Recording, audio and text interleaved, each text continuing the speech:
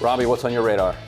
Democratic politicians, the mainstream media, and progressive members of the Hollywood elite, a coalition I often refer to as Team Blue, have a new public enemy number one, and that's Joe Rogan. Rogan is the reigning king of podcasting. Episodes of his show, which typically last for 3 hours, downloaded millions of times. His audience dwarfs everybody else in the news and commentary business, right, center, or left. And they hate him for it. They especially hate that they can't control him. He doesn't follow a script that's pre-approved for him by a political party, corporation, or interest group. He's a supporter of Bernie Sanders, but he thinks the left has gone crazy on transgender issues. He called Donald Trump dangerous and many of the former president's supporters, quote, effing stupid, but he has repeatedly challenged the Democratic Party's approach to COVID-19. Now this, more than anything else, has made him a target of Team Blue. He is skeptical of COVID mandates, and his featured guests on his show, Robert Malone, Peter McCullough, Alex Berenson, and others, who have questioned the efficacy of the vaccines. Now, I don't agree with what many of these guests have had to say, but Rogan evidently believes his audience can benefit from hearing different, clashing points of view, that listeners have the agency to accept or reject what they hear. Team Blue hates this idea. They absolutely hate it. They don't want people listening and deciding for themselves. What if the people making up their minds choose a direction that's contrary to the CDC, that goes against something Dr. Fauci has decreed? They can't have it. But unfortunately for Team Blue, they have little power over Rogan. They can't get him thrown off TV or ejected from Facebook or Twitter or YouTube. Rogan has a deal with Spotify, and so far, Spotify has stood by Rogan, even as liberal music artists have started withdrawing from the platform in protest. So Neil Young kicked this off last week, telling Spotify that he would not share the platform with someone who spouted medical misinformation. The irony is that Neil Young has a long history of spreading bad scientific information. In 2015, he released an entire album, The Monsanto Years, spreading unfounded conspiracy theories about GMOs. Now, it shouldn't matter. You should be able to enjoy Neil Young's music, if you enjoy his music, without co-signing every statement he's ever made. Separating the art and artist is a wonderful thing. Now, there are exceptions, of course. Nobody should be praising the paintings of Adolf Hitler, but except in cases of overwhelming and obvious moral depravity, we can and should generally accept that all people are flawed. We have good qualities and bad qualities. It's okay to appreciate the good while rejecting the bad. Not crazy stuff. But it's not true for Team Blue. See, their continuing quest to remove statues of people like George Washington, Thomas Jefferson, to distance J.K. Rowling from the Harry Potter world she created, and now to pressure Spotify to rid itself of Rogan.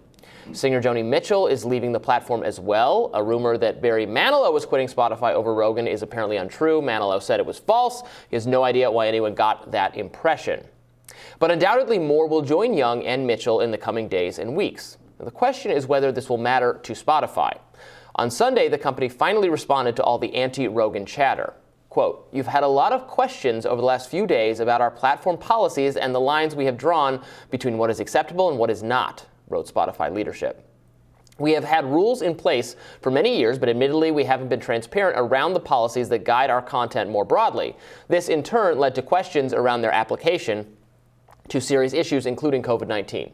Spotify plans to begin adding content advisory notes to podcast episodes that are about COVID-19, and it will also make clear that it prohibits content that promotes dangerous, false, or dangerous deceptive medical information that may cause offline harm or poses a direct threat to public health, including denial of the existence of COVID-19 or promoting or suggesting that vaccines approved by local health authorities are designed to cause death." So it doesn't seem like that goes as far as the policies of Facebook, Twitter, and other social media platforms, which have tried to label allegedly false COVID information as misinformation with dubious results. Plenty of perfectly accurate or debatable information has wrongly been smeared as false under these policies, including articles that I have written.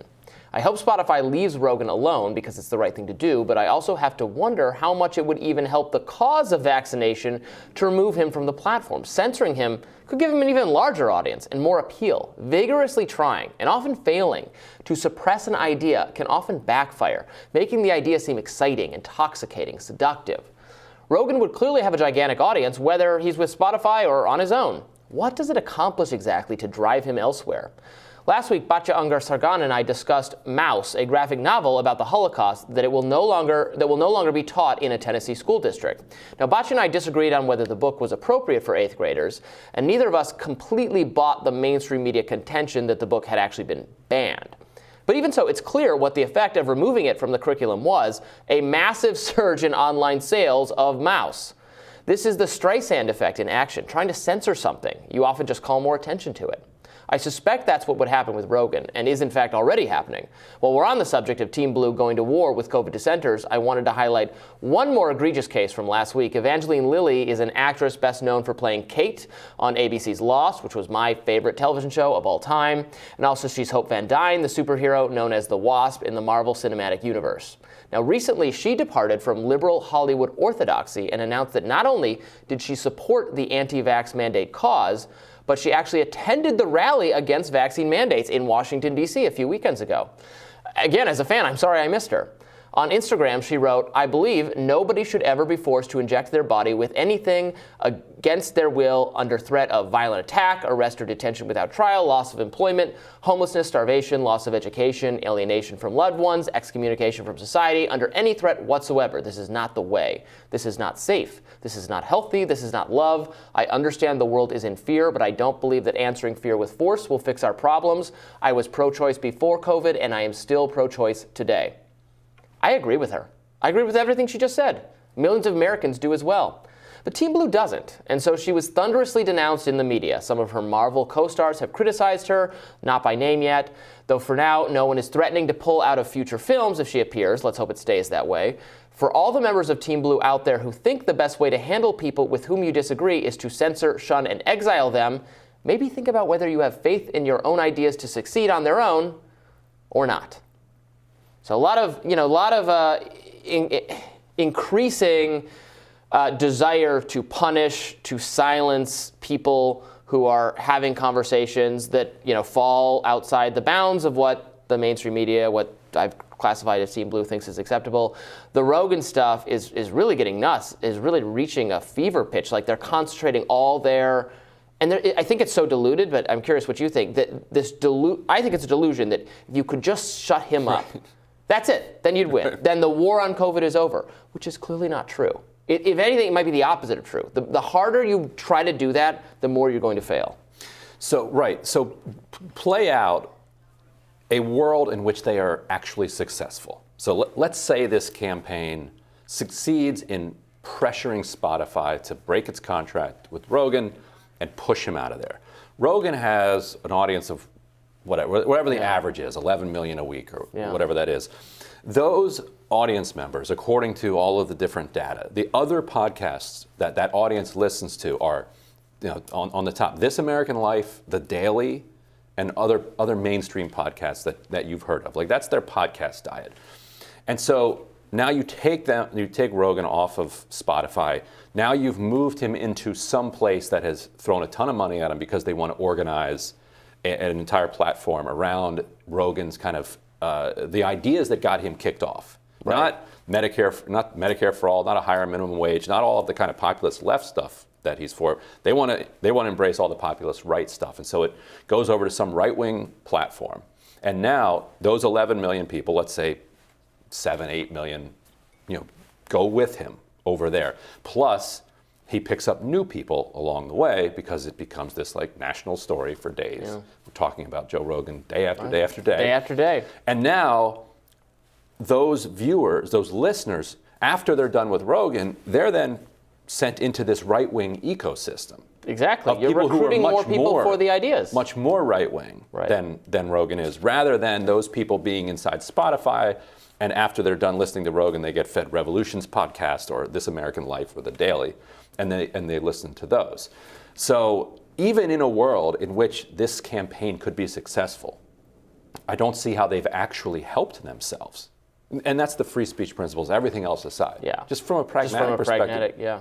The other thing I think is going on here is that Spotify treats artists terribly. Mm-hmm. And some of the artists have been saying that they don't actually care a ton about this particular situation, but they love the fact that Spotify is getting pressure from people, because these artists can have millions of streams from their songs and get nothing, depending on what their contract is, or just get pennies.